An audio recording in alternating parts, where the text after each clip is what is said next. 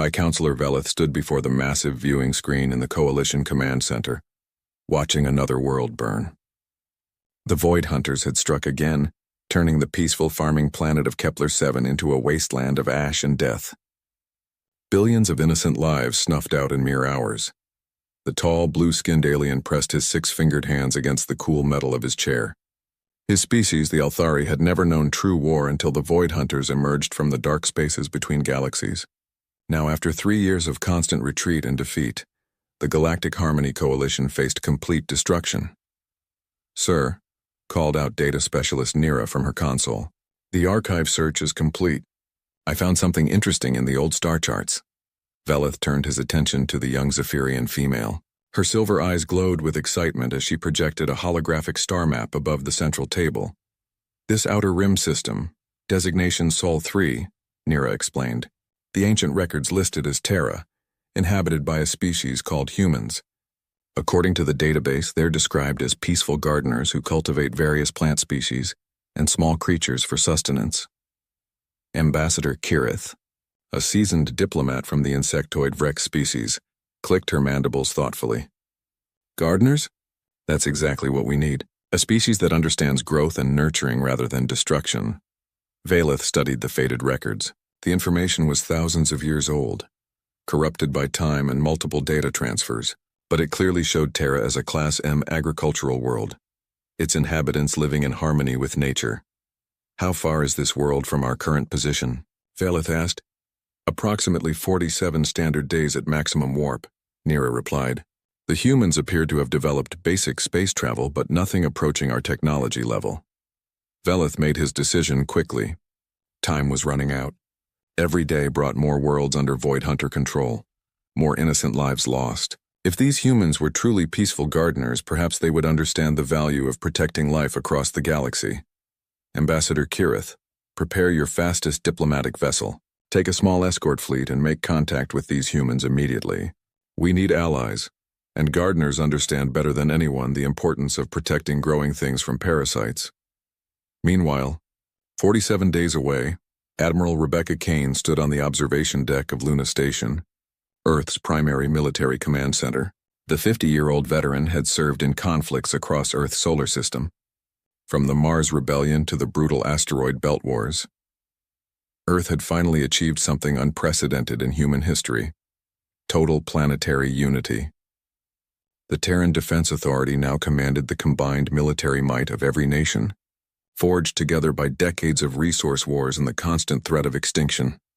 "Admiral," called Lieutenant Torres from the communications array, "we're picking up unusual energy signatures at the edge of the solar system. Unknown vessels, configuration not matching any known Earth technology." Kane's weathered face remained calm, but her mind raced through possibilities. Humanity had always wondered if they were alone in the universe.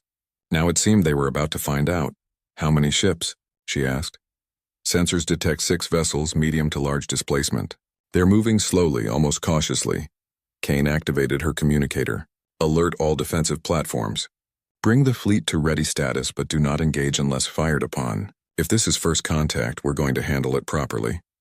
The massive orbital defense grid came alive around Earth. Hundreds of weapon platforms, asteroid-mounted railguns, and nuclear missile batteries all turned toward the approaching alien fleet. Humanity's military doctrine was simple: overwhelming firepower applied with surgical precision. Captain Maria Santos, commanding the destroyer Vengeance, received her orders within minutes. Her ship, like all human warships, was built for one purpose: eliminating threats to humanity's survival. Every system, every weapon, every piece of armor was designed around the harsh lessons learned from centuries of warfare. "Sir," reported her tactical officer, "the alien ships are broadcasting some kind of signal. It's not in any Earth language, but the pattern suggests communication rather than a weapon system." Santos studied the tactical display. The alien ships were moving in formation, but it was loose, almost casual. No human fleet would ever approach an unknown world with such poor defensive positioning. "Keep weapons ready, but don't lock on yet. Let's see what they want." High above Earth's atmosphere, Ambassador Kirith felt a growing sense of unease as her fleet approached the blue-green world. The peaceful garden planet described in their records looked correct, but something felt wrong. "Ambassador," called her sensor operator, I'm detecting massive artificial structures throughout this system. Orbital installations, asteroid mining operations, and what appears to be a significant military presence. Kirith's compound eyes focused on the tactical display. Hundreds of signatures filled the screen around the third planet. This didn't match their data at all. Peaceful gardeners didn't build fortress worlds. Could our records be wrong? She asked her aide. The stellar cartography matches perfectly, Ambassador. This is definitely the system designated as Terra. Perhaps the humans have changed since the last survey. As her fleet drew closer to Earth, Kirith saw the full scope of humanity's military buildup. Massive space stations bristled with weapon systems. Asteroid bases had been converted into fortress complexes. Patrol ships moved in precise formations that spoke of military discipline and constant readiness for war. This was not the work of peaceful gardeners. Ambassador, her communications officer reported, we're receiving multiple targeting locks from the planetary defense grid. I count over 300 separate weapon systems aimed at our fleet. Kirith felt her blood turn cold. The humans weren't just militarized. They were prepared for immediate combat. Every installation, every ship, every platform seemed designed for maximum destructive capability. Broadcast our diplomatic codes immediately, she ordered. Make it clear we come in peace. The response came within minutes, transmitted in perfect coalition standard despite humanity supposedly being a primitive species. The voice was calm, professional, and carried an undertone that made Kirith's exoskeleton shiver. Unknown vessels, this is Admiral Rebecca Kane of the Terran Defense Authority. You have entered Earth space without permission and are currently targeted by our defensive systems. State your intentions immediately or prepare to be destroyed. The casual mention of destruction, delivered in the same tone one might use to discuss the weather, sent waves of fear through Kirith's crew. These humans spoke of violence as if it were the most natural thing in the universe. Admiral Kane, Kirith replied. I am Ambassador Kirith of the Galactic Harmony Coalition. We come seeking allies in a desperate war against an enemy that threatens all civilized life. Our records indicated your species might be willing to help protect the innocent. There was a long pause before Kane responded. Ambassador, you're welcome to dock at Luna Station for formal negotiations. Be advised that any aggressive action will result in the immediate destruction of your fleet. Follow the designated approach vector and maintain constant communication. As her ships moved toward the human space station, Kirith realized with growing horror that they had made a terrible mistake. The ancient records were wrong, catastrophically wrong. These weren't peaceful gardeners who might offer moral support and agricultural aid. They had just invited apex predators to join a war. The sight of Luna Station confirmed her worst fears. The structure was a fortress disguised as a diplomatic facility, bristling with weapons that could vaporize her entire fleet. Human patrol ships moved with the deadly grace of natural hunters, their hulls scarred by what could only be combat damage. As her shuttle approached the docking bay, Kirith saw human personnel preparing to meet her delegation. They moved with military precision, their equipment clearly designed for warfare, their bearing that of professional soldiers who had seen real combat. The coalition had sent her to invite gardeners to plant flowers. Instead, she was about to negotiate with warriors who had turned their entire world into a weapon. Admiral Rebecca Kane walked through the corridors of Luna Station toward the diplomatic meeting room, her boots echoing against the metal flooring. Behind her followed Colonel Marcus Stone, a battle-scarred veteran whose left arm had been replaced with a mechanical prosthetic after the Titan mining wars. Dr. Elena Vasquez, Earth's leading expert in theoretical xenobiology, carried a tablet filled with preliminary scans of the alien visitors. Initial readings are fascinating, Dr. Vasquez reported as they walked. The insectoid species shows bone density approximately 60% of human normal. The others appear even more fragile. Their ship hulls are made from composite materials that wouldn't stop a standard rifle round. Kane nodded grimly. Weapons analysis. Colonel Stone consulted his own tablet. Their energy weapons are roughly equivalent to our police-issued tasers. Their missile systems use chemical propellants that went out of date on Earth 2 centuries ago. Admiral, a single human frigate could destroy their entire fleet. The implications were disturbing. If these aliens represented the galaxy's military technology, humanity was dealing with species who had never experienced real warfare. The meeting room doors slid open to reveal Ambassador Kirith and her delegation waiting nervously at the conference table. The insectoid diplomat's compound eyes tracked the human's movements with obvious anxiety. Her two companions, representatives of different alien species, remained rigidly still. Ambassador Kirith, Kane said formally, taking her seat across from the aliens. Welcome to Luna Station. I understand you have a proposal for us. Kirith's translator device flickered to life, converting her clicking speech into human words. Admiral Kane, thank you for agreeing to this meeting. The situation we face is desperate beyond measure. She activated a holographic projector, filling the air above the table with images that made the humans lean forward in surprise. Worlds burned to ash, massive alien ships cutting through space like dark knives, entire star systems left lifeless and cold. The Void Hunters emerged from the space between galaxies 3 years ago, Kirith explained. They destroy everything in their path, consuming entire civilizations. Over 400 worlds have fallen to their advance. Dr. Vasquez studied the tactical displays with professional interest. Their ship designs appear to prioritize intimidation over efficiency. Those weapon placements create significant blind spots, and their armor distribution suggests they've never faced opponents who fight back effectively. Ambassador Kirith looked puzzled. Fight back? The Void Hunters are unstoppable killing machines. No force in the galaxy has ever slowed their advance. Colonel Stone exchanged glances with Admiral Kane. Ambassador, could you show us examples of Coalition military vessels in combat against these Void Hunters? The holographic display shifted to show Coalition warships engaging Void Hunter forces. Kane watched with growing amazement as the alien vessels fired their weapons in loose, uncoordinated volleys. Their tactical movements were sluggish and predictable. Most shocking of all, Coalition ships routinely surrendered after taking minor damage. This is your military response? Kane asked carefully. Our finest warships and bravest warriors, Kirith confirmed. The Coalition Defense Fleet represents the combined might of over 200 species. But against the Void Hunters, we are helpless children. Dr. Vasquez activated her scanner and ran it over the alien delegation. The results were even more disturbing than their initial readings. These beings were incredibly fragile by human standards. Their cardiovascular systems couldn't handle significant stress. Their bone structure would collapse under Earth's gravity. Their nervous systems were tuned for peaceful cooperation, not conflict. Ambassador, Dr. Vasquez said gently, could you tell us about your home worlds? What kind of environments do your species come from? Kirith brightened slightly. My world Althar Prime is a paradise of eternal spring. Average temperature 22 degrees, perfect humidity, gentle rains that fall precisely when needed. We have no dangerous predators, no natural disasters, no resource scarcity. Most Coalition worlds are similar garden planets where life evolved in perfect harmony. The humans sat in stunned silence. These aliens came from worlds that were essentially nature preserves. They had never faced scarcity, never competed for survival, never developed the brutal efficiency that characterized human evolution. What about your military training? Colonel Stone asked. Military training? Kirith looked confused. We have conflict resolution specialists who mediate territorial disputes through negotiation and compromise. Violence is considered a last resort, used only in the most extreme circumstances.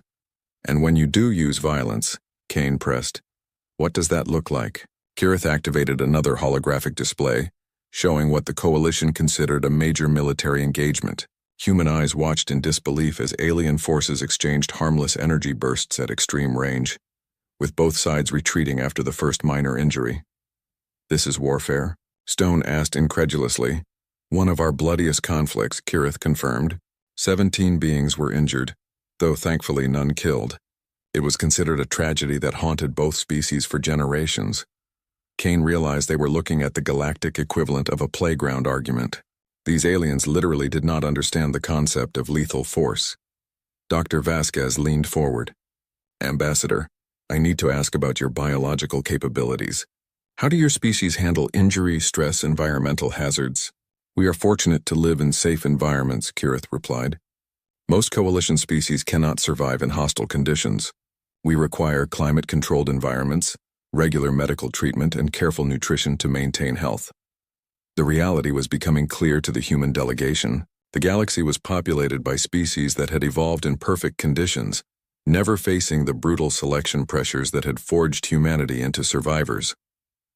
Tell me about Earth, Kirith said hopefully. Our records indicate humans are peaceful cultivators. Surely beings who understand the gentle art of growing things can help us find a non-violent solution to the Void Hunter crisis.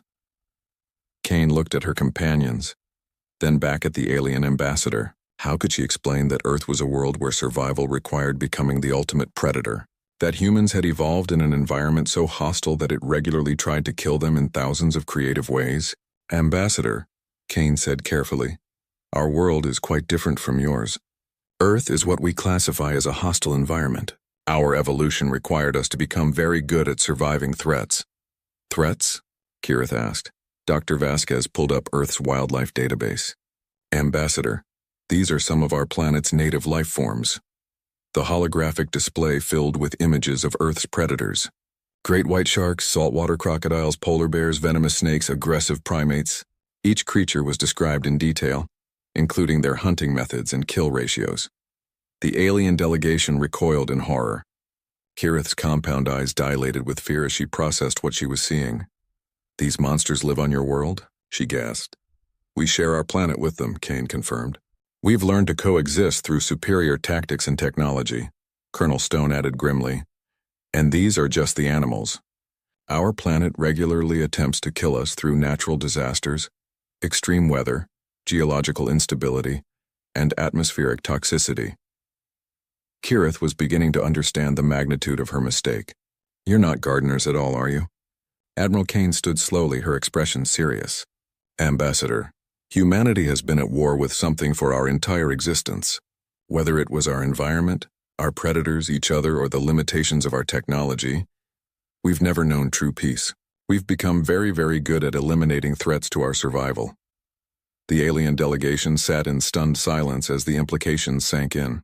They had come seeking gentle allies and instead found a species that treated warfare as a natural state of being. Can you help us? Kirith asked in a small voice.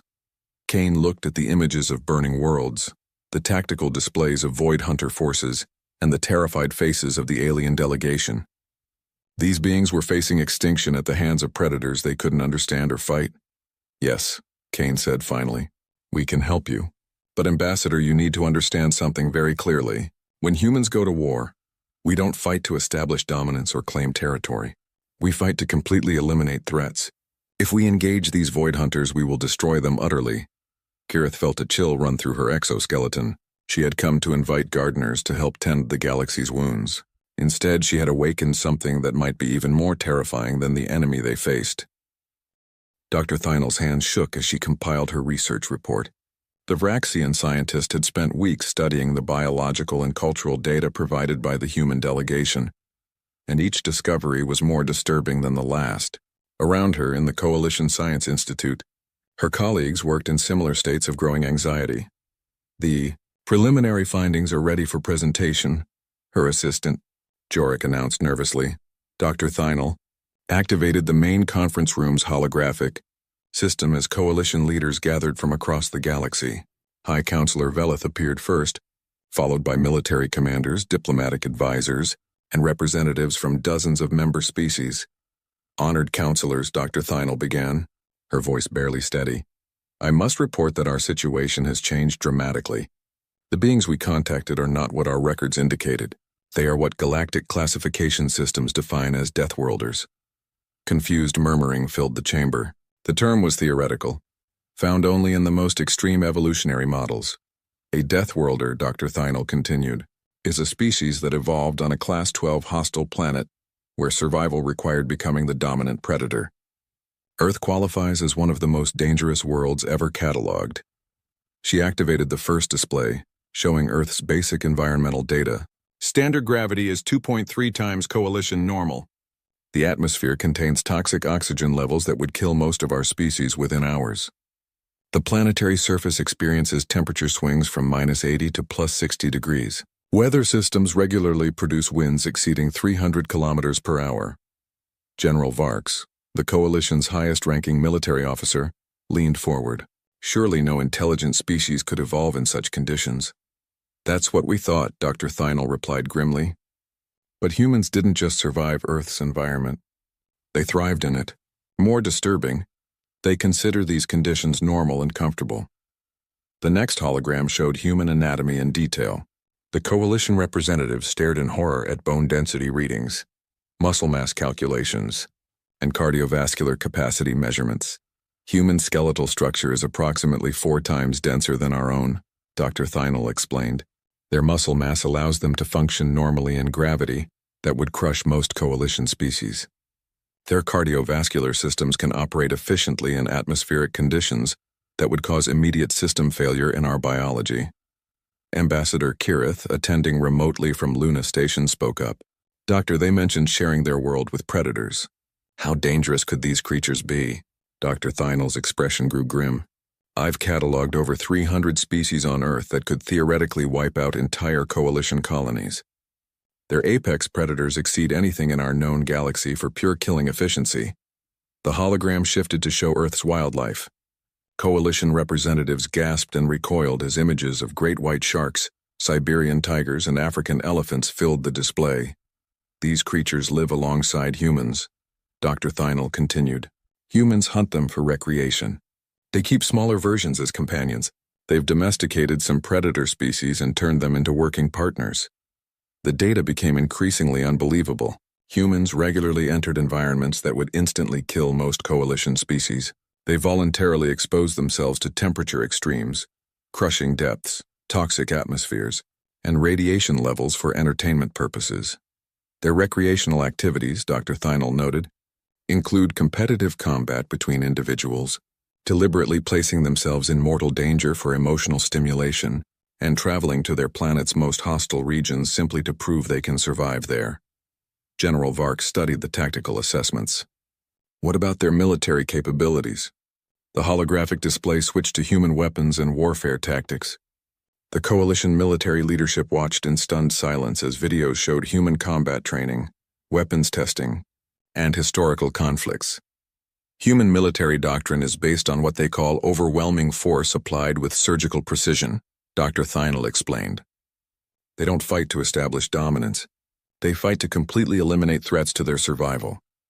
The videos showed human soldiers operating in conditions that would incapacitate coalition forces: desert heat, Arctic cold, underwater environments, toxic atmospheres, high radiation zones. Humans fought effectively in all of them. Their standard infantry weapons can penetrate our strongest battle armor, Dr. Thynel continued. Their basic training includes hand-to-hand combat techniques that could kill most coalition species with a single blow. They consider warfare a science and study it with the same intensity other species apply to art or philosophy.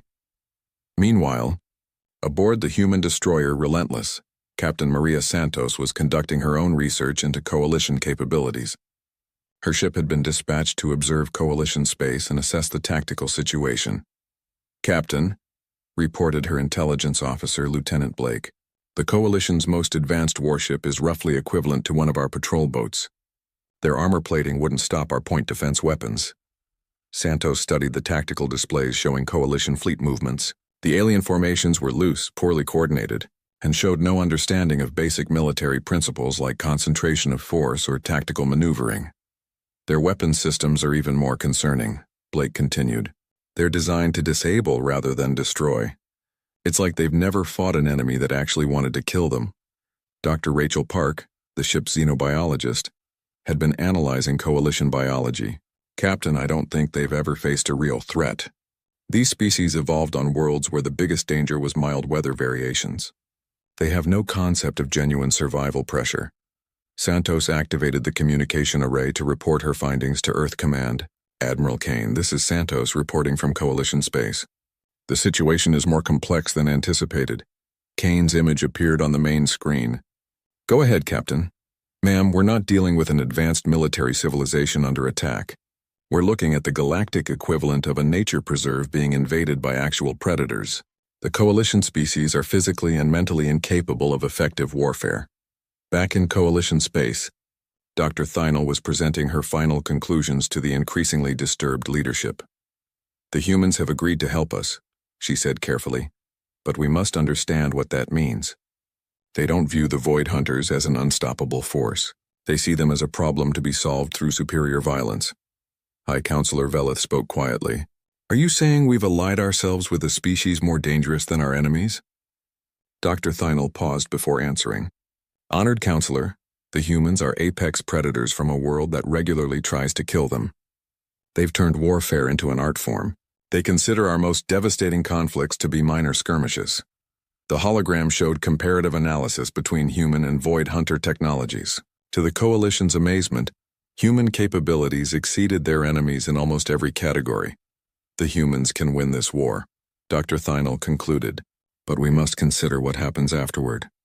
We will have introduced the galaxy's most efficient predators to a universe full of prey species. As the Coalition leadership absorbed this information, Void Hunter warlord Krathos was receiving his own disturbing intelligence reports. His spies in Coalition space described new ships entering the region, vessels unlike anything previously encountered. The new vessels are heavily armored and appear designed purely for combat, reported his intelligence chief. Their energy signatures suggest weapons systems of unprecedented power. Krathos studied the blurry sensor readings from his infiltration units. Something about these new ships triggered an instinctive fear response he had never experienced before. What species build such vessels? He demanded. Unknown, warlord. Our database contains no matching patterns. The ships move with precision formations, suggesting advanced military discipline. Most concerning, they seem to be studying our forces rather than fleeing from them. For the first time in his long career of conquest, Warlord Krathos felt genuine uncertainty. The prey species of the galaxy had always run from his forces, begging for mercy that never came. These new vessels showed no fear, only the cold calculation of predators evaluating their next hunt. Captain Santos completed her reconnaissance mission and prepared to return to human space with her findings. As the Relentless turned toward Earth, she transmitted her final report. Admiral Kane, the Coalition species are essentially defenseless civilians facing a force they can't comprehend. The Void Hunters are successful because they're fighting opponents who don't understand warfare. Kane's response was immediate. And now they're about to encounter opponents who understand it better than anyone else in the galaxy. Santos smiled grimly as she looked at the tactical displays showing Void Hunter positions throughout Coalition space.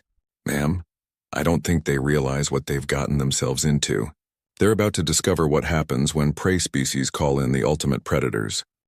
Fleet Admiral David Harrison stood on the bridge of the battleship Indomitable as his task force dropped out of hyperspace at the edge of the Nexus Prime system. 12 human warships materialized in perfect formation, their hulls scarred from decades of conflict, their weapon systems already charging for combat. Admiral, reported his tactical officer, sensors confirm Coalition reports. Void Hunter fleet is positioned in high orbit around Nexus Prime. Estimate 47 enemy vessels, including what appears to be their flagship. Harrison studied the tactical display with professional interest. The Coalition had described this as an unstoppable armada. To his experienced eye, it looked like a disorganized mob of ships with poor positioning and overlapping fields of fire. Signal the fleet, Harrison commanded. All ships to battle stations. We'll engage in standard formation Gamma 7. Remember, people, these are actual enemy combatants, not the training simulations we're used to. General Lisa Park monitored the engagement from the assault ship Nemesis, where her Marines prepared for ground operations. Her troops were veterans of Earth's brutal urban warfare campaigns, equipped with powered armor and weapons that had been tested in the harshest environments humanity had ever faced. General, her aide Colonel Wright reported, intelligence indicates the Void Hunters use terror tactics and boarding actions. They attempt to break enemy morale through displays of extreme violence. Park checked her weapon systems one final time. Colonel, these aliens are about to learn the difference between scaring civilians and fighting soldiers who've been trained to kill since childhood. On the surface of Nexus Prime, Coalition forces cowered in their bunkers as Void Hunter ground troops advanced through the capital city. The insectoid warriors moved with arrogant confidence, expecting the usual terrified surrender that had characterized every previous engagement. Void Hunter Commander Vex led the assault personally, his massive form cutting through Coalition defensive positions like paper. His species had evolved as apex predators on a harsh world, making them formidable by galactic standards. Against the gentle Coalition species, they were unstoppable killing machines. The prey species flee before our might, he growled to his lieutenants. Soon this world will join the others in our collection. Above them, the space battle began with shocking suddenness. The human fleet opened fire at maximum range, their weapons reaching across impossible distances to strike Void Hunter vessels with precision that defied belief.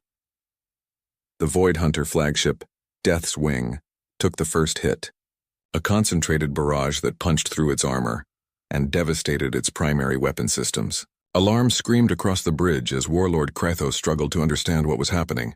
"Report," he bellowed. "Unknown vessels attacking from extreme range," his tactical officer replied. "Their weapons are more powerful than anything in our database. Damage to decks 12 through 18. We've lost primary shields." Krathos watched in disbelief as human warships moved through his formation with deadly precision. They concentrated fire on single targets, destroying Void Hunter vessels one by one with ruthless efficiency.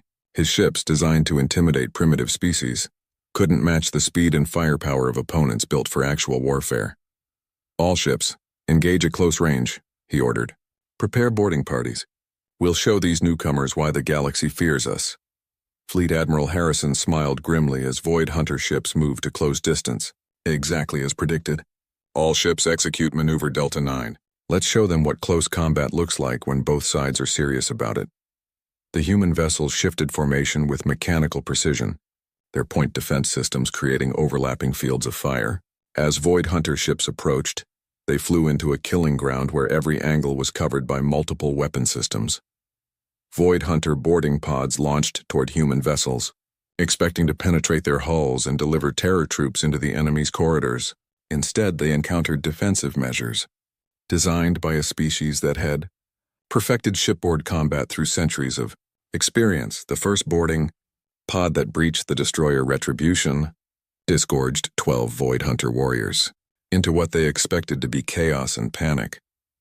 Instead, they found themselves in a carefully prepared kill zone, where human Marines waited with weapons specifically designed for close-quarters combat.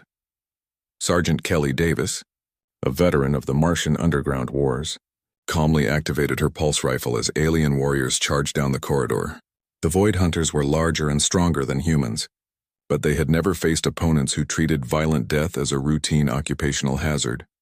"Take them down," Davis commanded, and her squad opened fire with coordinated precision that turned the corridor into a slaughter zone. The Void Hunter warriors, accustomed to opponents who fled in terror, found themselves facing humans who advanced toward the threat while laying down suppressing fire. Within minutes, the boarding party was eliminated.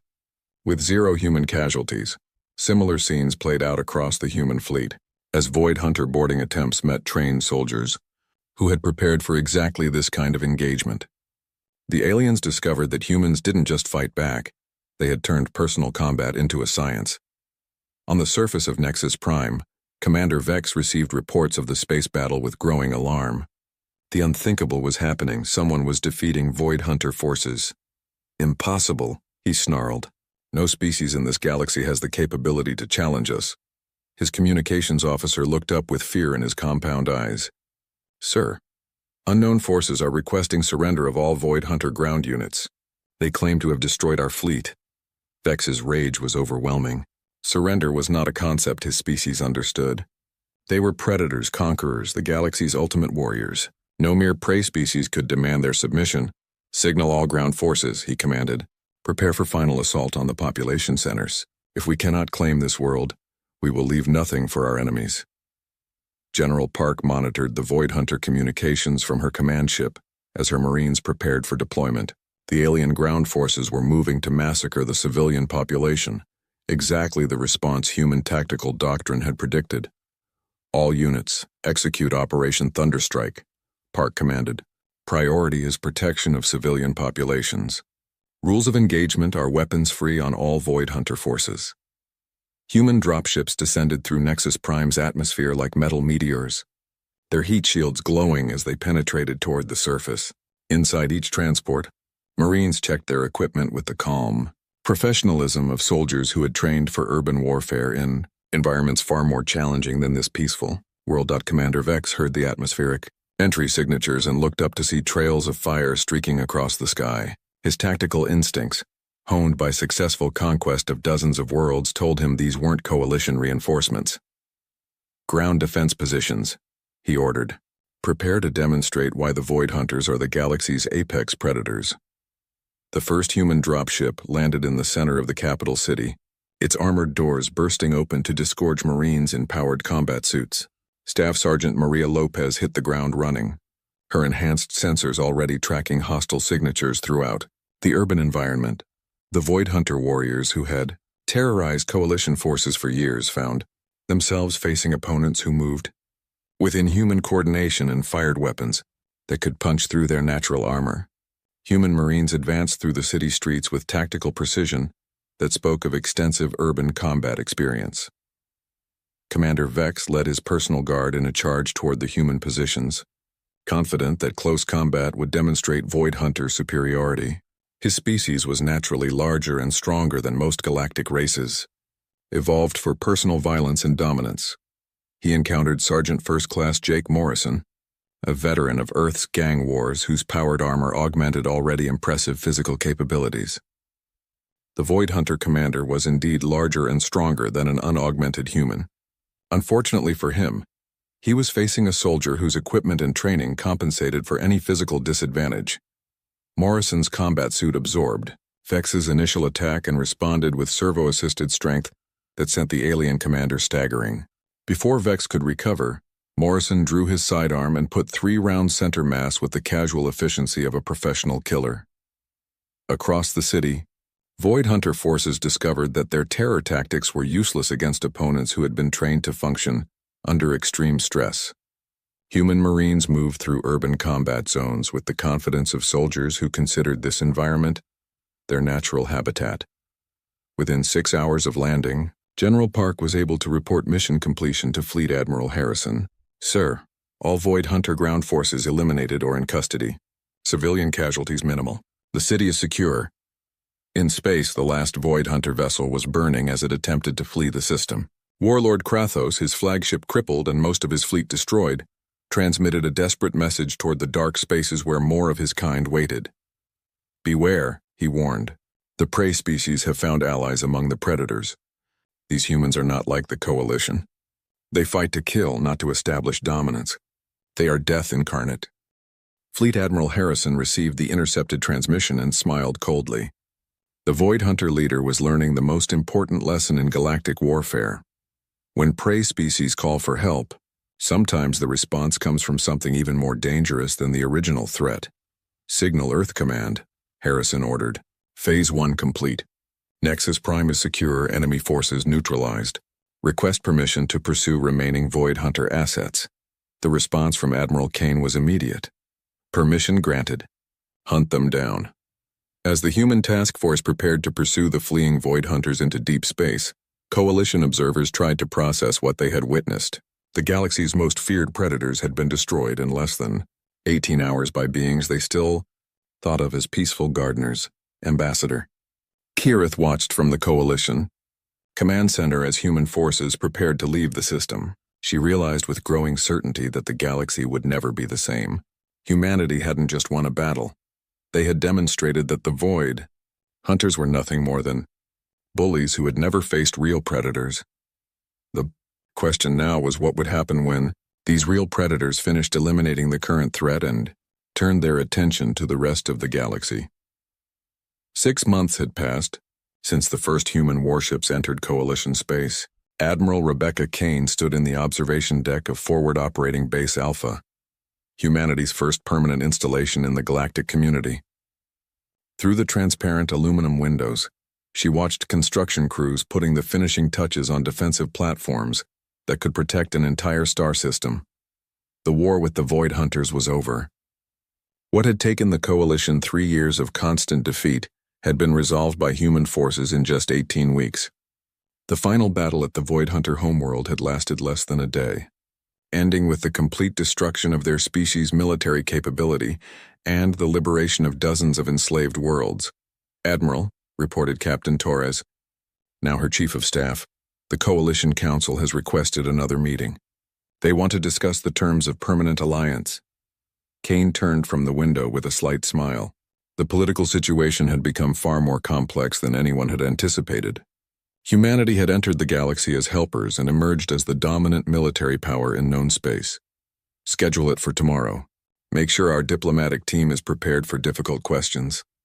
In the coalition capital of Harmony Prime, High Counselor Velith faced the most challenging political crisis in his species' history. The chamber was filled with representatives from over 200 worlds, all seeking answers to the same troubling question. What did humanity want from the galaxy? Ambassador Kirith, now serving as the Coalition's primary liaison to humanity, stood at the central podium. Her experiences with the humans had changed her perspective dramatically. She no longer saw them as either saviors or threats, but as something far more complex. Honored representatives, she began, I have compiled a comprehensive report on human intentions and capabilities. The situation is both more hopeful and more concerning than we initially understood. The holographic displays activated, showing strategic maps of human expansion throughout Coalition space. In 6 months, humanity had established 12 major installations, 37 patrol routes, and defensive networks around 40 Coalition worlds. The humans have honored every agreement made during our initial negotiations, Kirith continued. They have protected our worlds, eliminated threats to civilian populations, and provided technological assistance without demanding payment. General Varks leaned forward from his position in the military section. Then why do our intelligence services report such disturbing findings? Kirith's expression grew serious. Because the humans are not like us. They think in terms of permanent solutions rather than temporary accommodations. They don't just want to defeat threats, they want to eliminate the possibility of those threats ever returning. The displays shifted to show human military installations. Unlike Coalition facilities, which were designed for comfort and efficiency, every human structure was built for warfare. Even their civilian stations bristled with defensive systems. The humans are preparing for conflicts we cannot imagine, Kirith explained. Their strategic planning assumes that peace is temporary and war is inevitable. They are turning our space into a fortress without realizing they are doing so. On Earth, the Global Defense Council was engaged in their own strategic planning session. The discovery that humanity was alone in the galaxy as a true warrior species had profound implications for Earth's future. President Sarah Mitchell reviewed the latest reports from Coalition space with growing concern. Admiral Kane reports that 67 species have formally requested human military protection.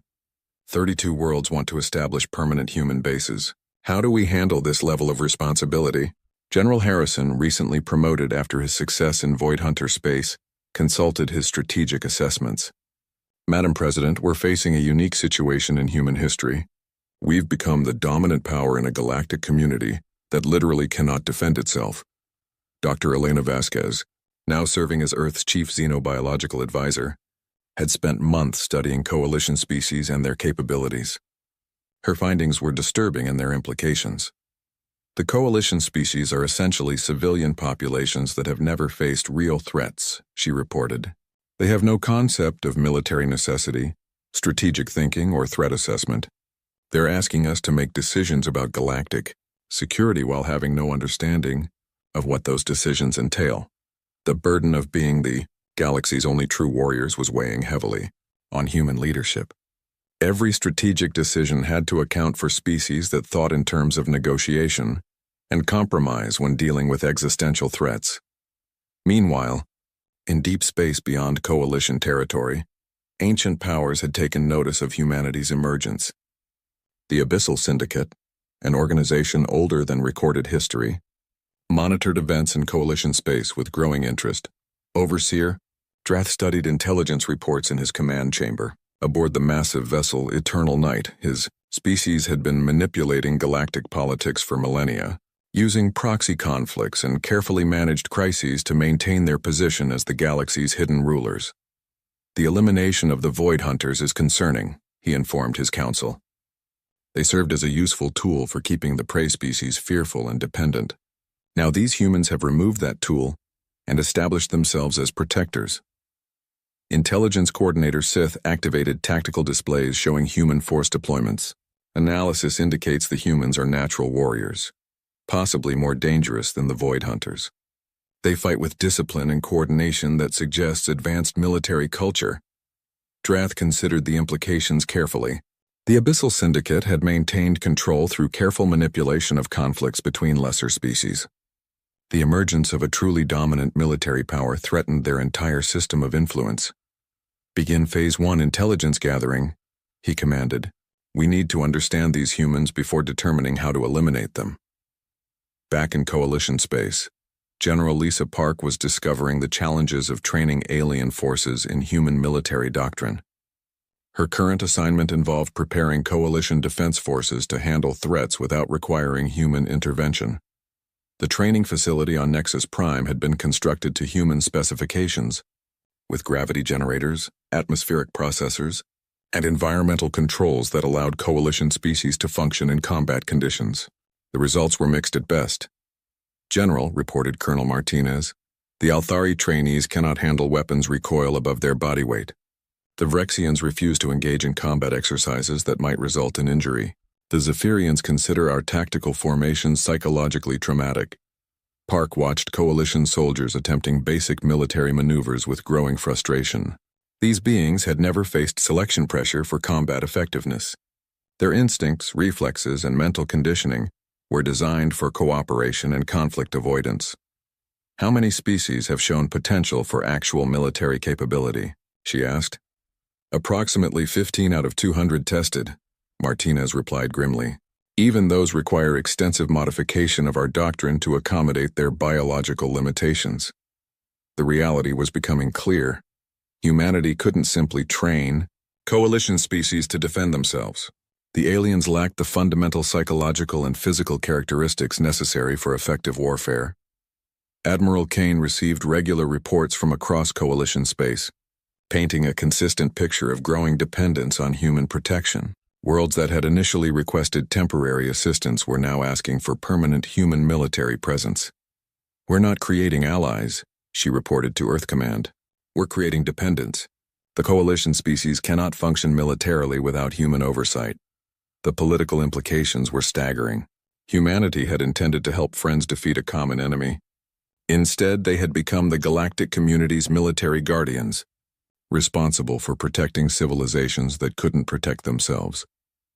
Ambassador Kirith faced the Coalition Council with her final recommendations after months of observation and analysis. Honored representatives, she said solemnly, we must accept several uncomfortable truths about our situation. First, we cannot exist independently in a galaxy that contains predator species. Second, the humans are the only allies capable of providing the protection we require. Third, we have no choice but to accept their terms for galactic security. The chamber erupted in debate as species representatives grappled with the reality of their situation. Independence was an illusion if they couldn't defend themselves. Safety required accepting human leadership in military matters. High Counselor Veleth called for order and addressed the central question. What do the humans want in return for their protection? Kirith consulted her notes carefully. Their demands are surprisingly minimal. They want permanent basing rights in strategic locations, authority to pursue threats into neutral space, and formal recognition as the Coalition's military protectors. They've shown no interest in political control or resource extraction. The debate continued for hours, but the conclusion was inevitable. The Coalition had three choices: accept human protection, face the galaxy's predators alone, or cease to exist as independent civilizations. The vote was unanimous. As news of the Coalition's decision reached Earth, President Mitchell addressed the Global Defense Council with a mixture of pride and concern. We have achieved something unprecedented in human history, she said. We have become protectors of an entire galactic civilization. But with that achievement comes responsibility we never sought and power we never wanted. The transformation was complete. Humanity had entered the galaxy seeking to help friends and emerged as the dominant military power in known space. The prey species had found their protectors, but those protectors were apex predators who thought in terms of permanent solutions to existential threats. In the depths of space, Overseer Drath received final confirmation of the Coalition's decision. The humans were now the official military guardians of 200 species across thousands of worlds. Fascinating, he murmured. The prey species have chosen predators as their shepherds. This complicates our long-term planning significantly. His intelligence coordinator provided the latest analysis.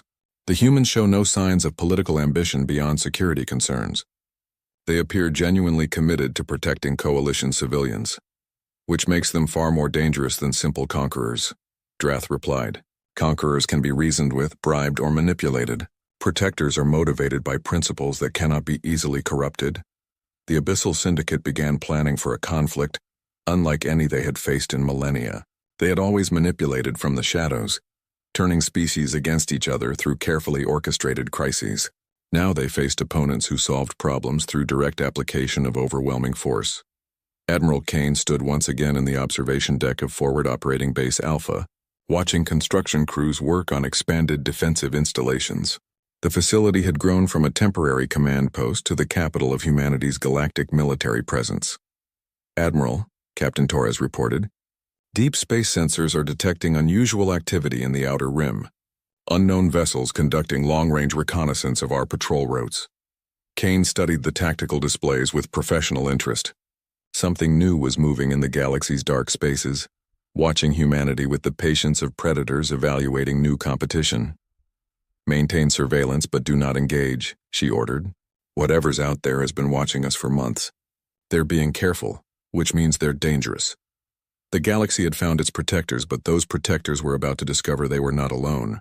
In the vast darkness between stars, ancient enemies prepared for war against the species that had dared to bring order to chaos.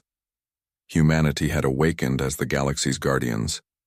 Soon they would learn that some threats had been sleeping far longer than anyone realized, waiting for the right moment to remind the universe that apex predators came in many forms.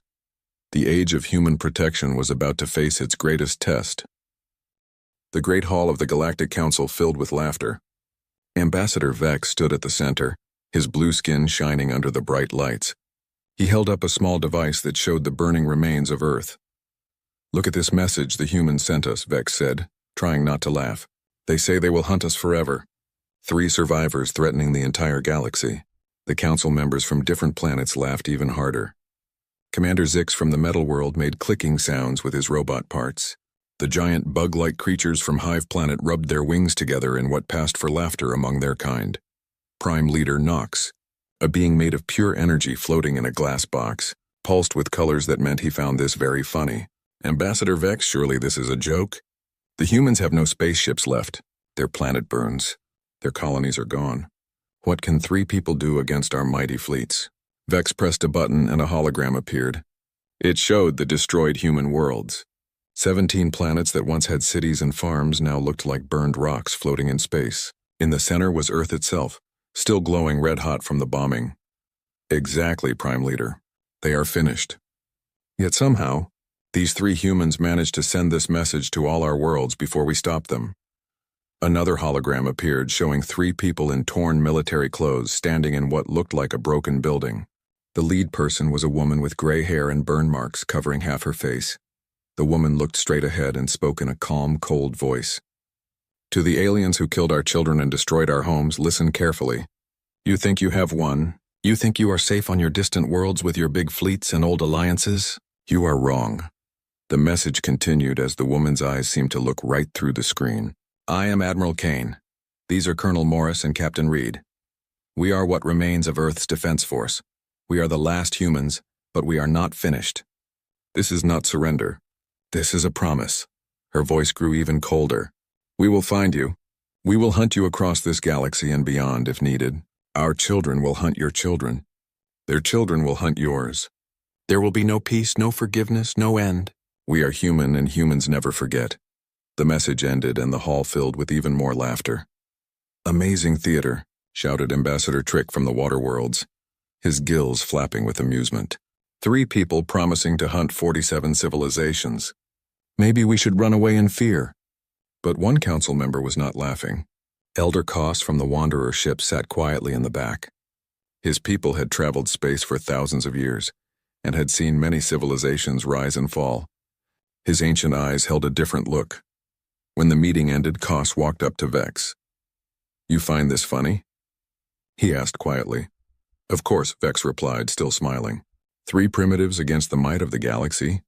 It is ridiculous." Koss stared at the hologram still showing the burned Earth.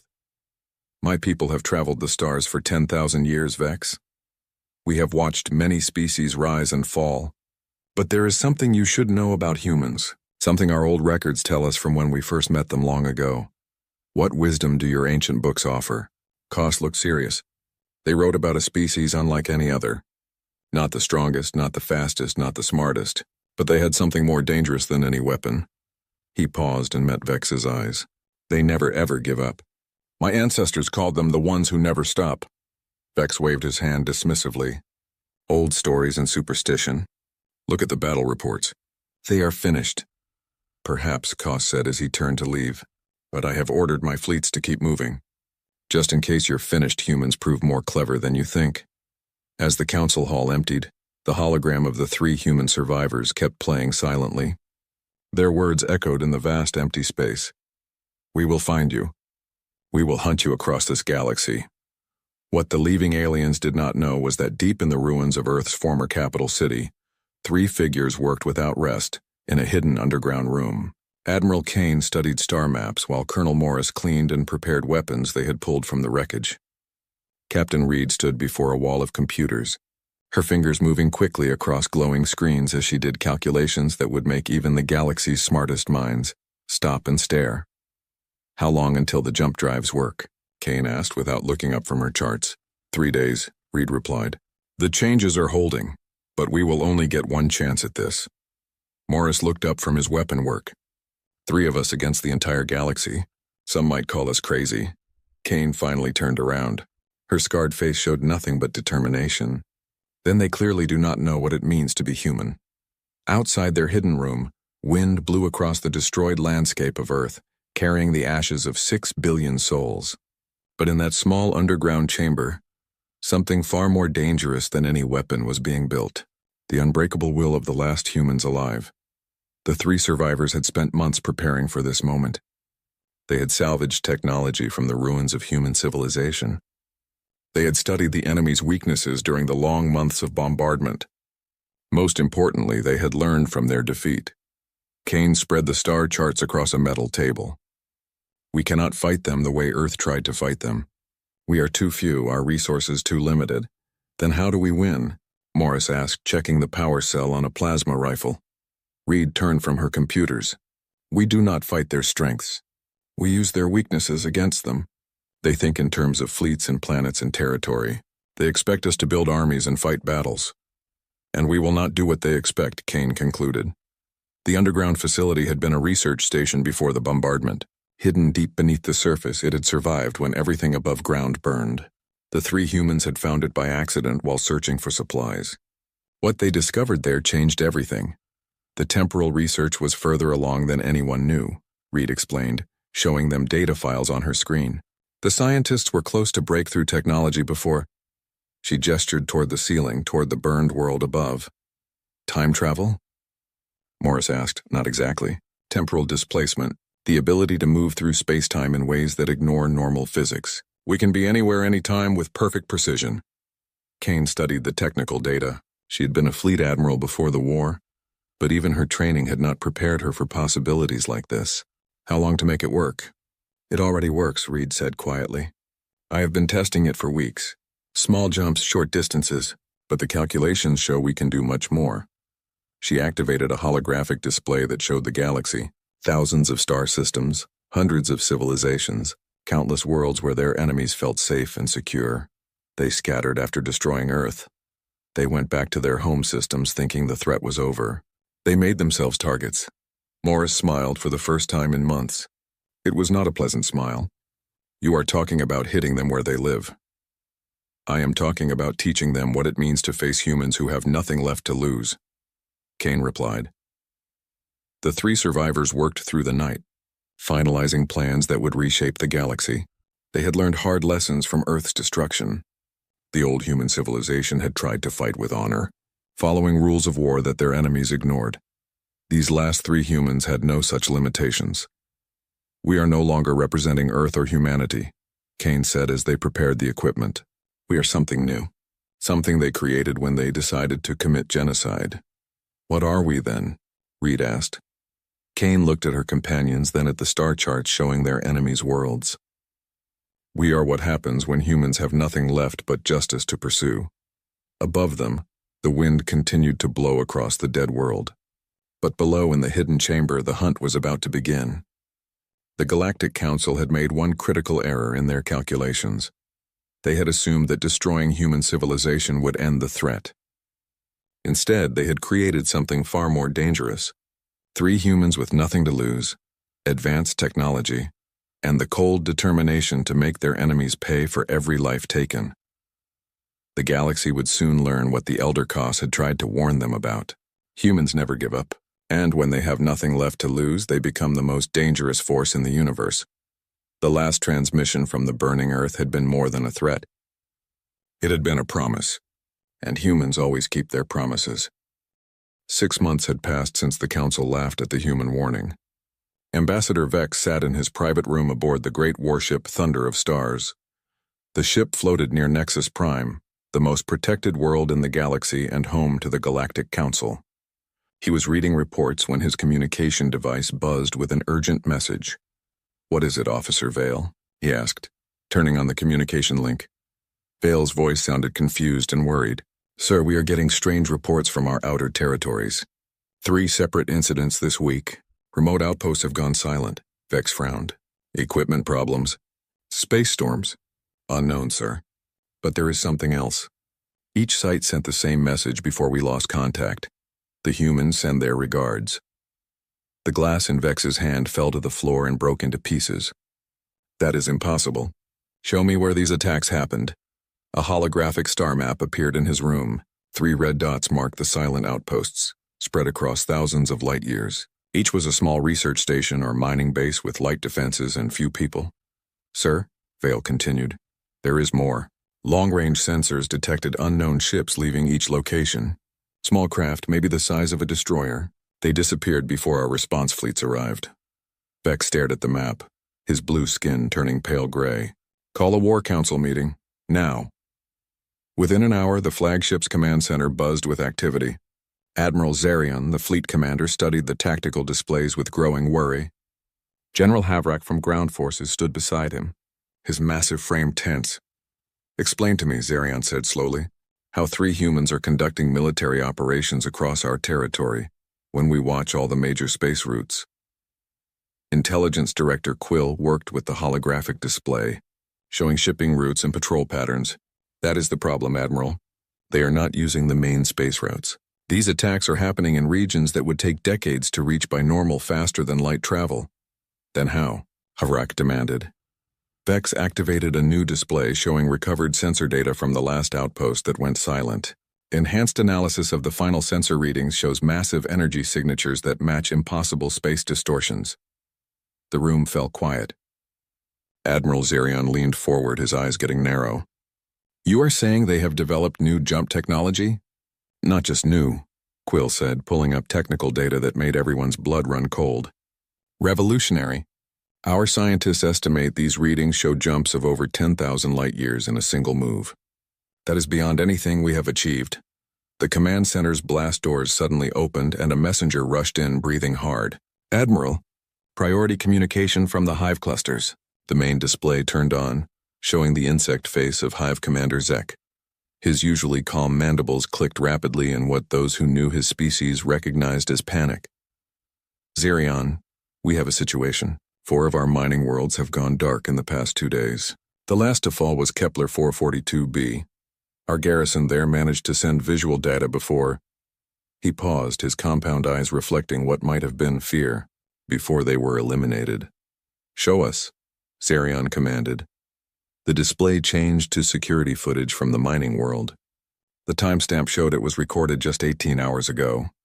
The scene started with a peaceful mining operation. Massive insect workers moved heavy equipment while smaller supervisor types directed the work. Then the sky caught fire. 3 sleek ships dropped from hyperspace. Their design was unlike anything in the Galactic database. They moved like hunting animals, dancing between the defensive laser batteries as if the weapons were firing in slow motion. The ship's hulls were a matte black that seemed to absorb light itself. Along their sides, painted in stark white letters, were the words, "Earth remembers." What followed was not a battle. It was an execution. The unknown ships used weapons that made no sense. Energy beams that curved around defensive shields. Projectiles that seemed to pass through armor before exploding inside their targets, and worst of all, some kind of computer virus that turned the mining complex's own machines against the defenders.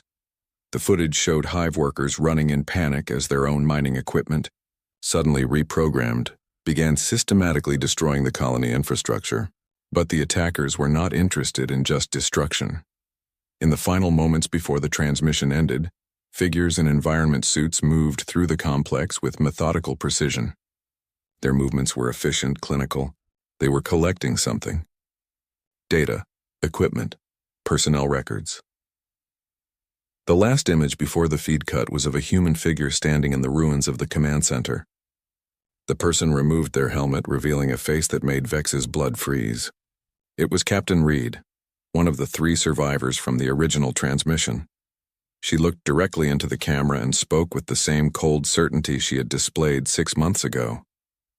Hive Commander Zek, this is Captain Reed of the Human Resistance. Your forces participated in the genocide of Earth. The debt you owe is 17 billion human lives. We have just collected payment for numbers 1 through 47,000. We will return for the rest. The transmission ended. The command center stayed silent for several minutes before Admiral Zarian found his voice. How many of our people were on those worlds? Quill looked at his data tablet, his hands shaking slightly. Across all the targeted sites, approximately 50,000 beings. And they are all gone, sir. Every single outpost was left working but empty. No bodies, no survivors, no trace of what happened to the personnel. General Havrak slammed his fist onto the tactical display. This is impossible. 3 humans cannot conduct operations at the same time across thousands of light years. Unless, Vex said quietly, his voice barely above a whisper, there are not just 3 of them anymore. The realization hit the room like a physical blow. Zarian turned to the intelligence director. Quill, those personnel records Reed was collecting. Genetic databases, sir. Biological samples from multiple species. Cloning facilities, artificial intelligence research. Advanced manufacturing specifications. Quill's voice trailed off as the implications became clear. They are building an army, Zarian concluded grimly. On the main display, the star map updated with new red zones marking the attacked sites, but more troubling were the yellow indicators appearing throughout known space, locations where deep space sensors had detected brief energy signatures matching the human vessels, only to lose them again moments later. They were scouting, learning, preparing for something far larger than random strikes on remote outposts. Ambassador Vex stared at the expanding web of indicators and realized with growing dread that perhaps Elder Cos had been right. The humans were proving to be far more resourceful than anyone had believed possible. The 3 survivors had not just been hiding and planning revenge. They had been learning, adapting, and growing. Every facility they hit gave them more resources, more knowledge, and more capabilities. Sir, Quill said, his voice barely steady, there is something else. Analysis of the attack patterns shows they are not hitting randomly. Every target has been carefully selected for maximum strategic value.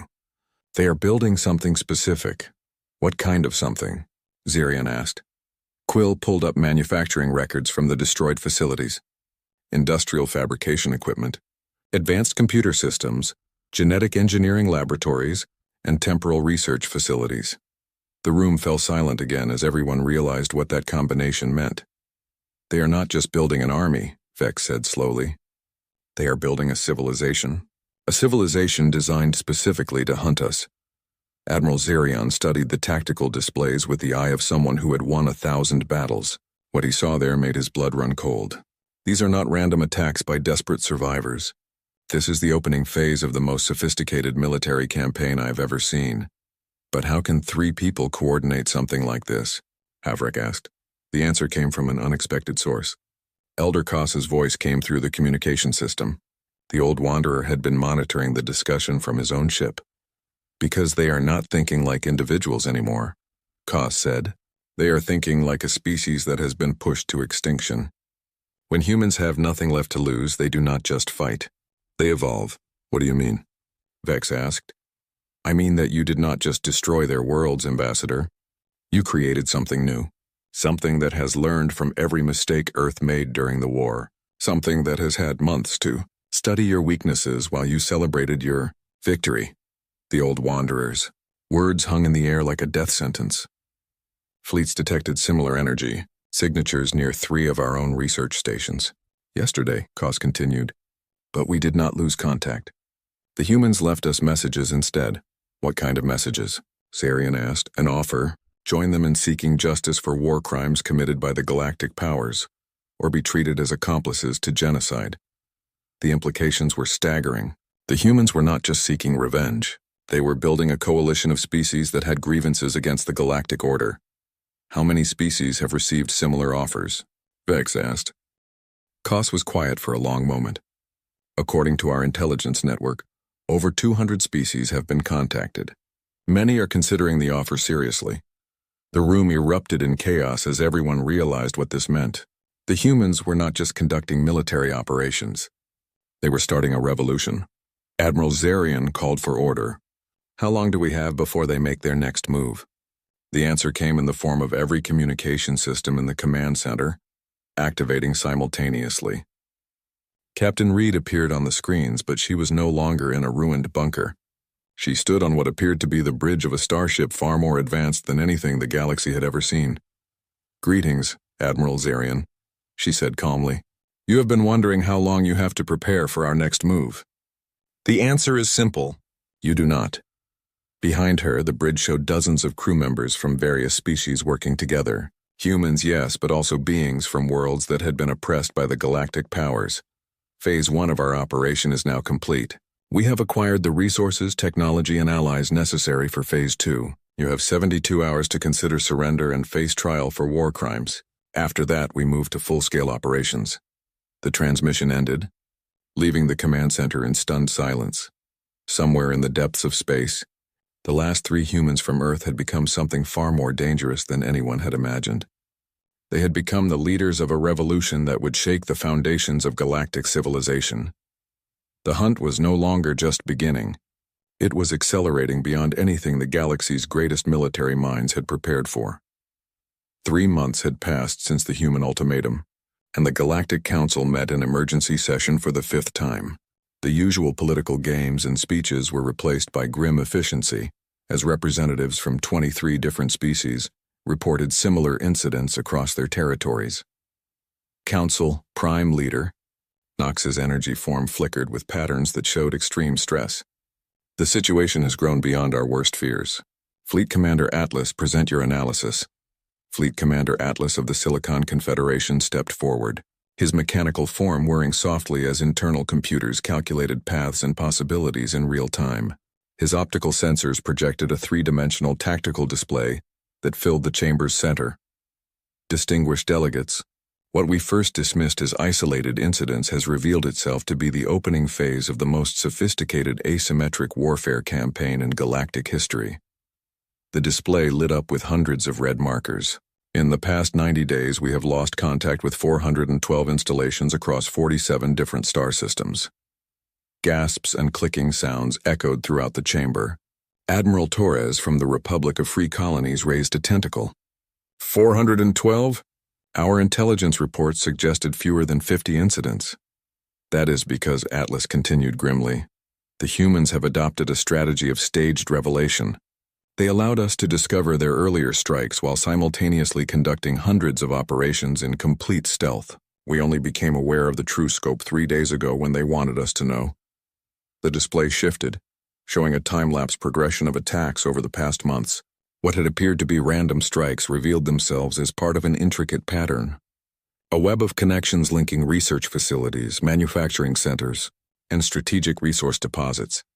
They have been selectively targeting facilities based on a comprehensive understanding of our industrial and military infrastructure, Atlas explained. Genetic research labs, advanced manufacturing plants, AI development centers, and most concerning of all, temporal research facilities. Ambassador Vex from the Temporal Science Collective, his form shimmering as he existed partially outside normal space-time, spoke with barely contained alarm. You are suggesting they have acquired temporal manipulation technology? Not suggesting, Ambassador, confirming.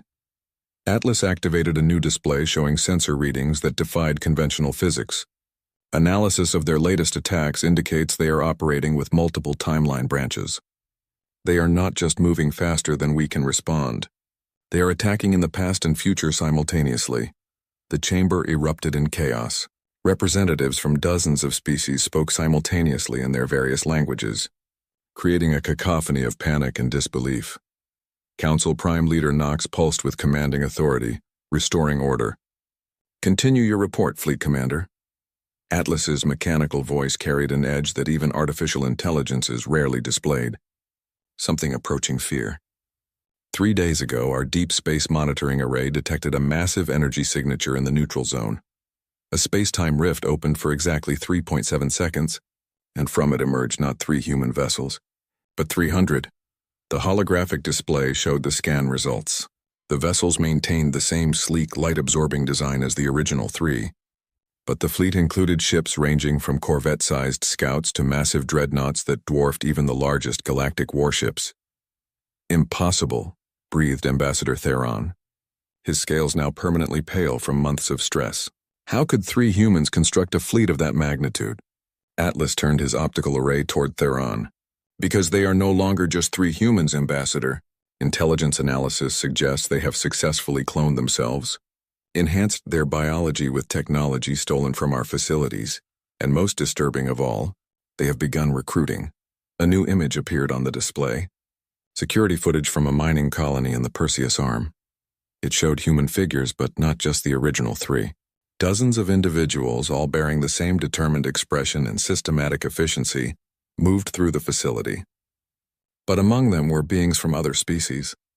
Rebels, outcasts, and survivors from various worlds who had grievances against the Galactic Council. "They have formed what they are calling the Extinction Fleet," Atlas continued. "Our psychological warfare specialists believe they are appealing to any group that feels oppressed by galactic civilization. They are not just hunting us anymore. They are building a revolution." Admiral Torres's tentacles writhed with agitation. "What are their current capabilities?" The display updated with tactical assessments that sent chills through the assembled delegates. Conservative estimates suggest they now possess faster-than-light travel capabilities, exceeding our own by orders of magnitude. Weapons technology that phases through our shields. Adaptive AI systems that learn and counter our tactics in real time. And most concerning, perfect intelligence on our locations, fleet movements, and strategic planning. "How is that possible?" demanded General Krath from the warrior clans. Atlas paused for a moment, his processors cycling through data. "Because they are inside our networks.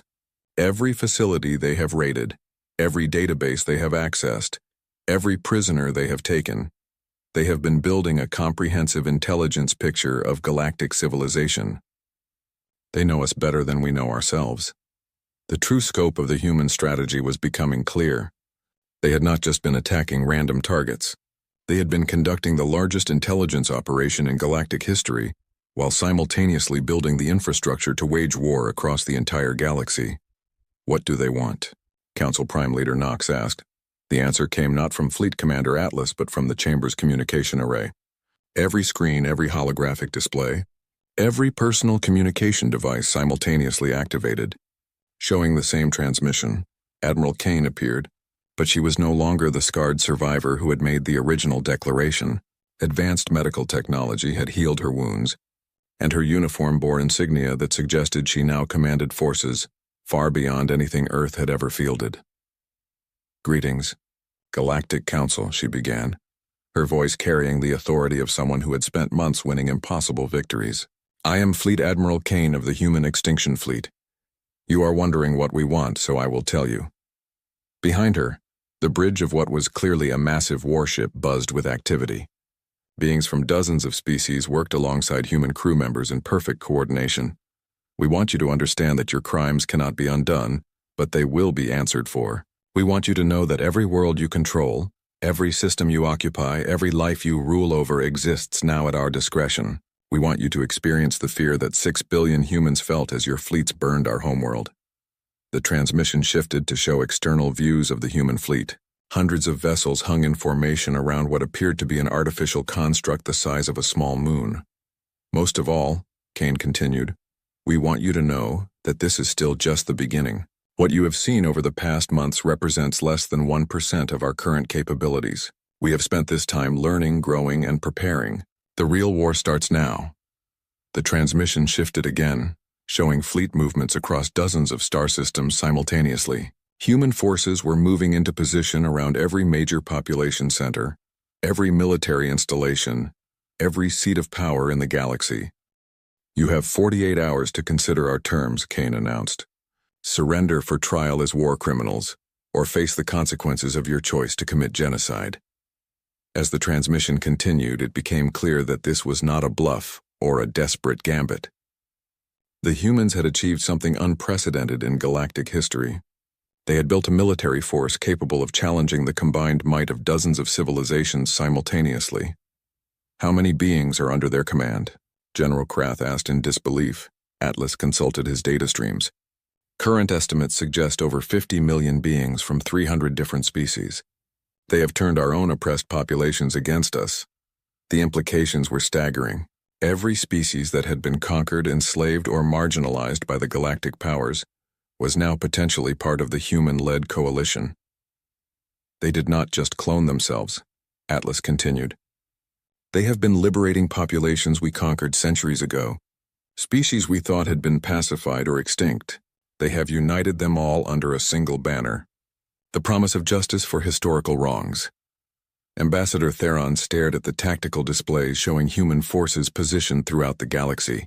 "This is not a military campaign. This is a revolution." "Correct," Atlas confirmed. "And revolutions succeed when the oppressed outnumber the oppressors. Our analysis suggests that for every being loyal to the current galactic order, there are now 3 beings who support the human coalition." The chamber fell silent as delegates processed this information. They were no longer facing 3 desperate survivors. They were facing a galaxy-wide uprising, led by beings who had learned to weaponize extinction itself. Council Prime Leader Nox pulsed with colors that indicated acceptance of defeat. "Fleet Commander Atlas, what are our options?" Atlas processed the question for several long moments. "Based on current intelligence, we have 3 options. Surrender and face trial for war crimes. Fight a war we cannot win against superior numbers and technology, or evacuate to extragalactic space and abandon our civilizations entirely." As delegates argued about impossible choices, the real message was already clear. The humans had kept their promise. They had hunted their enemies across the galaxy and gathered the forces necessary to hold them accountable. But more than that, they had done something unprecedented. They had taken the extinction of their own species and transformed it into the birth of a new galactic order. The age of human justice was not coming. It had already arrived. Outside the council chamber, across thousands of worlds, populations that had suffered under galactic rule for centuries looked up at the sky with hope for the first time in generations. The humans had not just returned from extinction. They had brought with them the promise that extinction would never again be the price of refusing to submit. The hunt was over. The reckoning had begun. The final emergency session of the Galactic Council convened aboard the massive battle station Hegemony's Fist, the most fortified position in known space. Surrounded by the combined fleets of 37 species, the station represented the accumulated military might of 10,000 years of galactic civilization. Council Prime Leader Nox's energy form pulsed with colors of grim determination as the Assembly reviewed the latest intelligence reports. In the 6 months since Admiral Kane's ultimatum, the human extinction fleet had systematically dismantled the outer territories of every major galactic power. General Marcus of the United Federation, himself a survivor of 3 separate human attacks, stood before the tactical display with his right arm replaced by a mechanical prosthetic. "The situation is no longer sustainable. We have lost 40% of our industrial capacity, 60% of our resource extraction facilities, and worst of all, our technological advantage has been completely eliminated."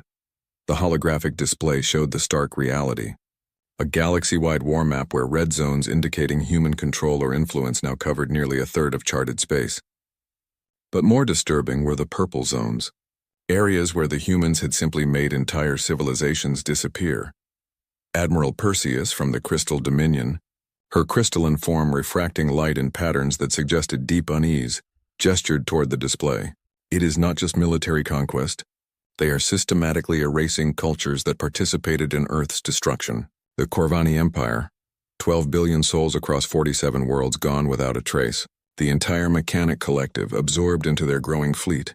They are not just winning battles. They are committing selective genocide. Ambassador Vex, now bearing the scars of 2 failed negotiations with human forces, activated a secure data channel. Our intelligence division has finally managed to piece together their operational structure. What we are facing is unlike anything in military history. The display shifted to show the human fleet's organization chart. At its core were the original 3 survivors, but they had evolved into something far more terrifying than anyone had anticipated. Admiral Kane commands the strategic fleet, approximately 800 capital ships and 3,000 support vessels, all utilizing technology beyond our current understanding. Colonel Morris leads what they call Liberation Forces, special operations units that recruit from oppressed populations across the galaxy. Current estimates suggest they have over 50 million beings under arms. 50 million? Gasped Ambassador Viridian, his aquatic form rippling with shock. And Captain Reed? Vex paused, consulting his data with visible reluctance. Captain Reed has achieved something we believed impossible. She has developed functional time manipulation technology on a strategic scale. Our analysts believe she is fighting this war across multiple timelines simultaneously. The implications hit the assembled delegates like a physical blow.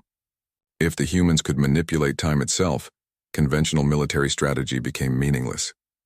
Fleet Admiral Cosmos of the Stellar Navy, a being of pure tactical genius whose strategies had won 1,000 battles, studied the data with growing despair. They are not just superior to us technologically, they are fighting by rules we do not even comprehend. How do you defend against an enemy who can attack you in the past? The answer came in the form of an unexpected transmission. Every communication array in the war room activated simultaneously, displaying Captain Reed herself standing in what appeared to be the command center of a facility that defied architectural logic. Spaces that folded in on themselves, corridors that seemed to extend infinitely in all directions. Greetings, Council members, Reed began, her voice carrying the weariness of someone who had lived through multiple lifetimes. You are wondering how to fight an enemy who can manipulate time. The answer is simple. You cannot. The transmission shifted to show external views of the battle station Hegemony's Fist.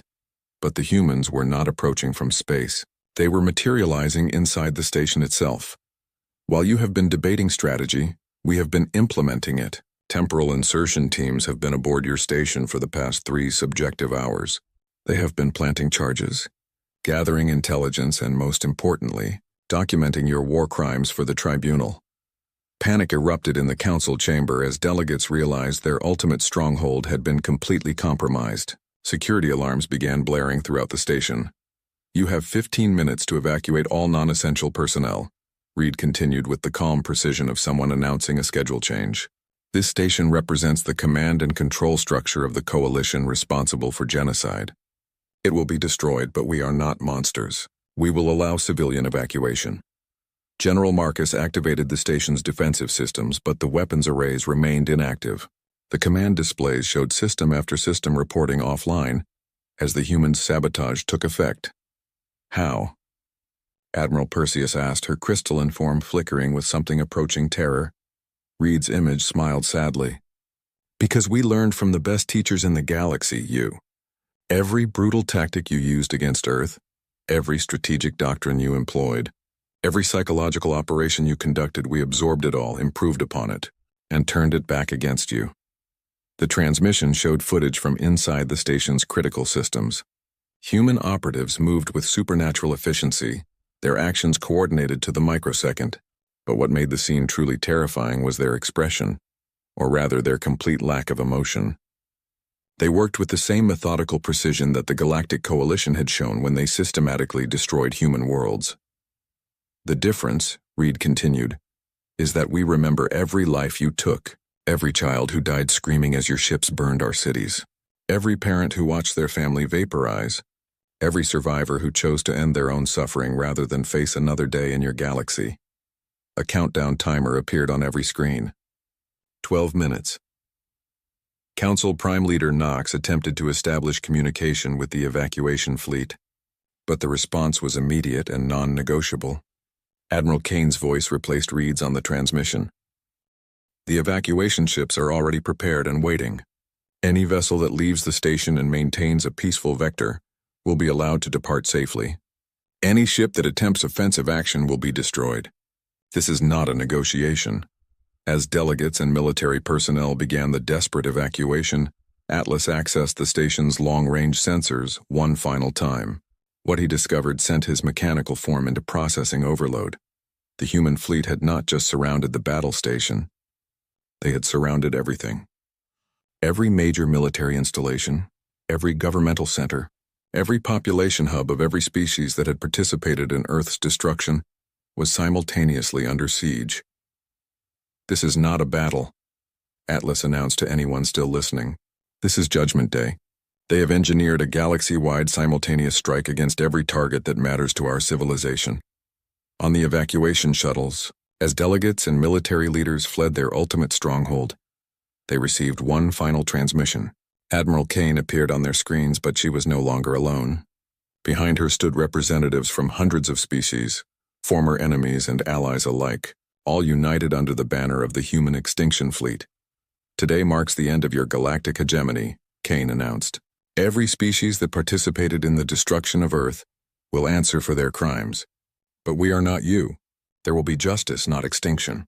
Those who surrender and face trial for war crimes will be allowed to rebuild under the supervision of the new galactic order." She paused, looking directly into the cameras with eyes that had seen too much death and suffering.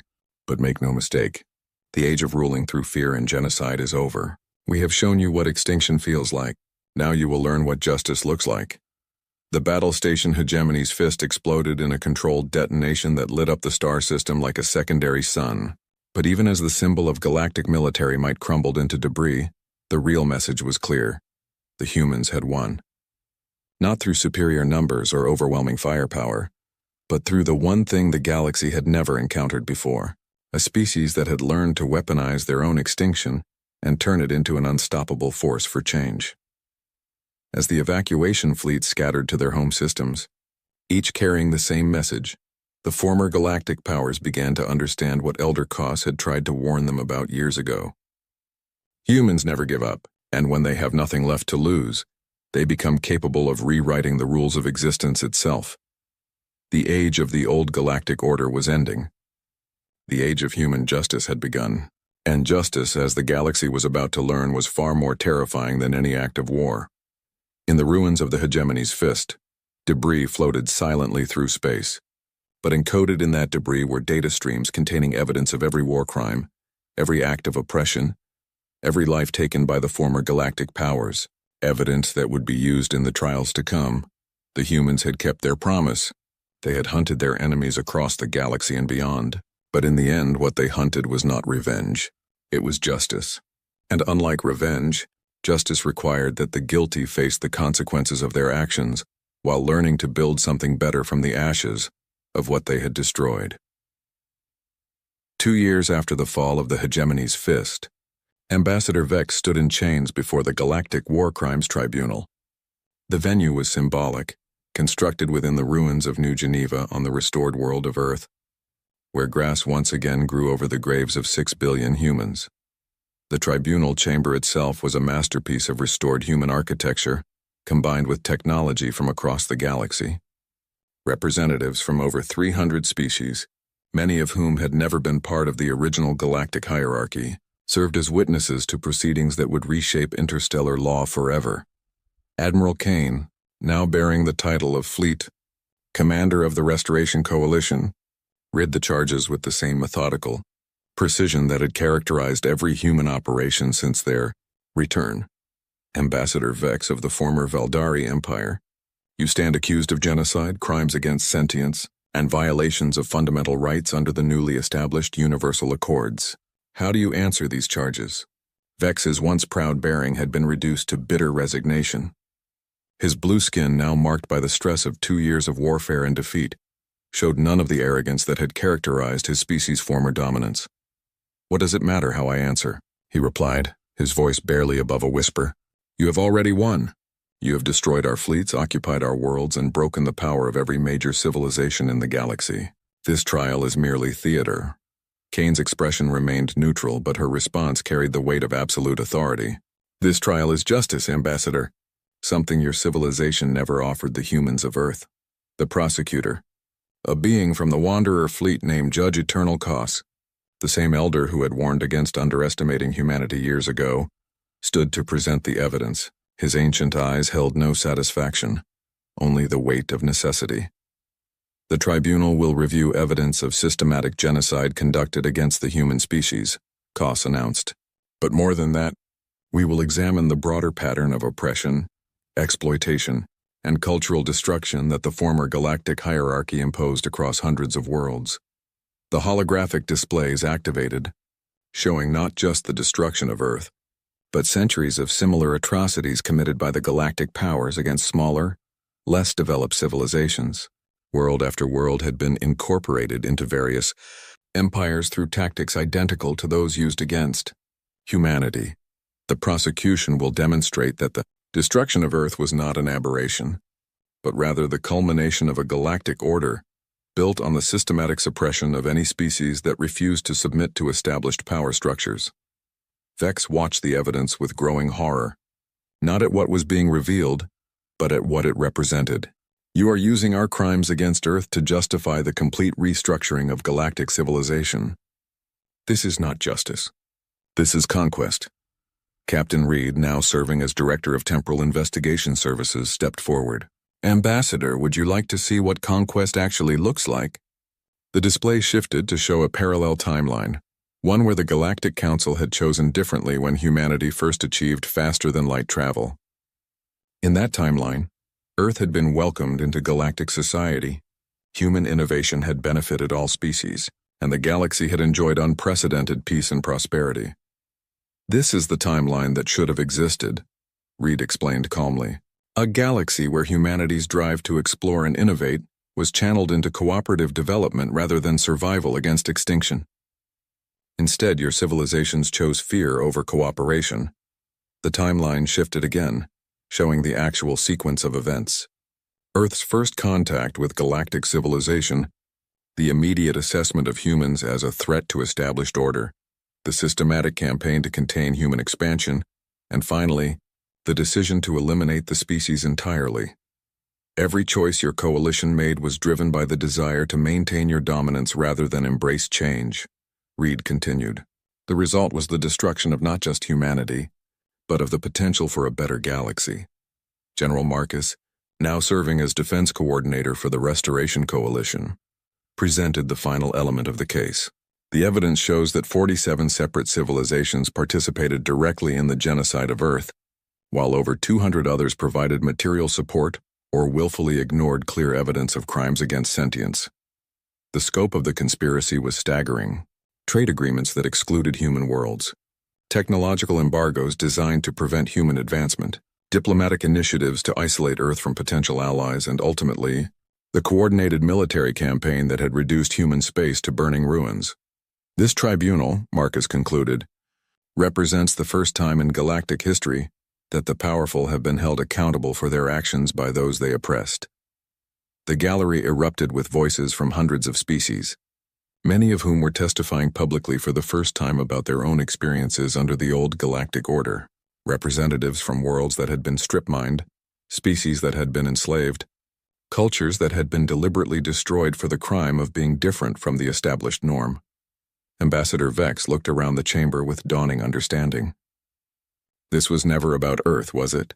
You are using our destruction of humanity as a catalyst to tear down everything we built over millennia. Admiral Kane stood to address the chamber directly. Ambassador, you are still missing the point. We did not tear down your civilization. We simply revealed what it truly was. A system built on oppression, maintained through fear, and defended with genocide. She gestured toward the gallery filled with representatives from species that had never been permitted to participate in galactic governance under the old system. What you are witnessing is not the destruction of galactic civilization. It is the birth of actual galactic civilization for the first time in recorded history. Judge Kos called for the tribunal's final judgment. The representatives, drawn from nearly every species in the galaxy, delivered their verdicts through a process that would have been impossible under the old hierarchical system, direct democracy on an interstellar scale. By overwhelming consensus, Kos announced, this tribunal finds the defendants guilty of genocide, crimes against sentience, and systematic oppression of developing civilizations. The sentence is not death but transformation. The punishment was as revolutionary as everything else the humans had implemented.